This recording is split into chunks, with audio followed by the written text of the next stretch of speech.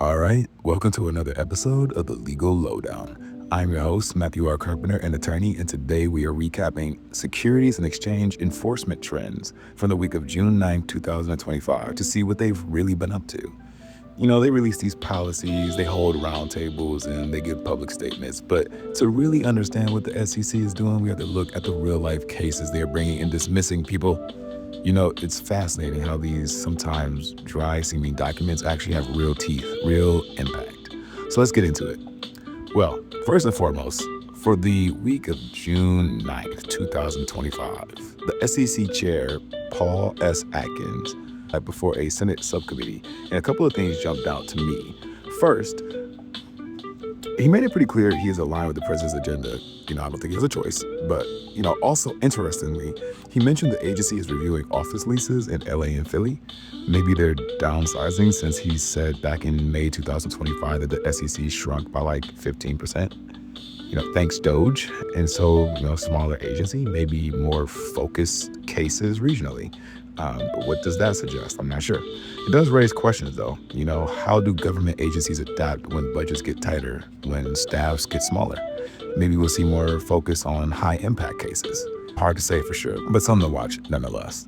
Okay, from overall management, administrative stuff to, let's call it enforcement drama. You are the father. The SEC filed a couple of new civil cases last week, and a big settlement happened too. The Medallion Financial case, let's start there, out of the Southern District of New York. That one was pretty juicy. It involved a company called Medallion and its president, Andrew Murstein, and a couple of others, a fellow named Lawrence Myers, and his California company, Ichibod Cranium. Ichibod Cranium, okay? And so, what was this alleged scheme, right? Well, it's pretty much the classic stock price manipulation. They were basically trying to artificially inflate Medallion Financial stock price, trying to create a false impression of value. And that didn't work. So what was the fallout, you might be asking? The final judgment, if you will. Well, Murstein, who ran Medallion, and his crew, they tried to get the case dismissed, but the court wasn't having most of it, so they settled with the SEC. As a result, Medallion Financial and Murstein are now permanently enjoined, basically legally barred from violating key parts of the Securities and Exchange Act. One can hope. Think anti-fraud rules, stuff like that. And there were fines too. Medallion has to pay a $3 million penalty, pretty big penalty. Murstein himself has to pay $1 million, so one person paying $1 million, that's pretty big hit. But wait, there's more. Right? Medallion also has to hire an independent consultant and create a chief compliance officer role. So SEC can get at you in two ways when you're artificially inflating prices. They can impose penalties on you and the company or the corporate form that you're using. And they can also force you, if you're a company, to hire certain people to overlook your policies and report to the SEC. So fines, and then forcing you to, take on employees that keep you in check. All right, and Ichibod Cranium, I'm pretty sure that's not right, Ichibad maybe, they were also enjoined, and Myers got hit with a $1 million penalty too. So serious money plus changes to how they operate, right? Sounds like the SEC wants more than just a slap on the wrist for companies who inflate stock prices, as they should. Carry on, King. So, and this is funny because it shows they're serious about market manipulation and maybe more importantly about forcing internal changes to prevent future problems. It sends a very clear message.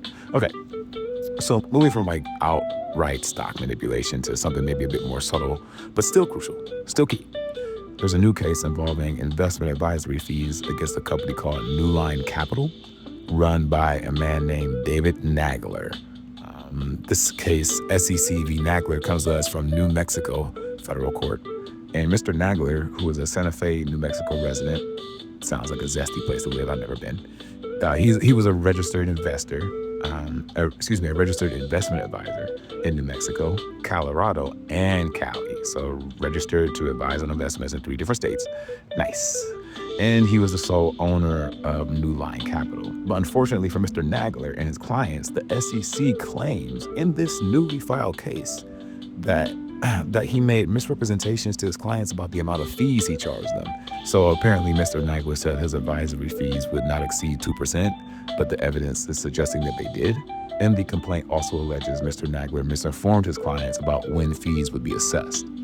Sounds like a potential violation of the Investment Advisors Act, if I ever heard one. So basically, I charged you more fees than I said I would. And on top of that, I charged you at more intervals than I said I would. Okay, one last quick note, because I think those are like the two major developments from the week of June 9th. Not a very robust week, but still important to keep track of the trends. This final note comes from overseas. It comes from Hong Kong, but I think it's relevant everywhere because it's about digital security. And, it's a quick but important heads up for everyone.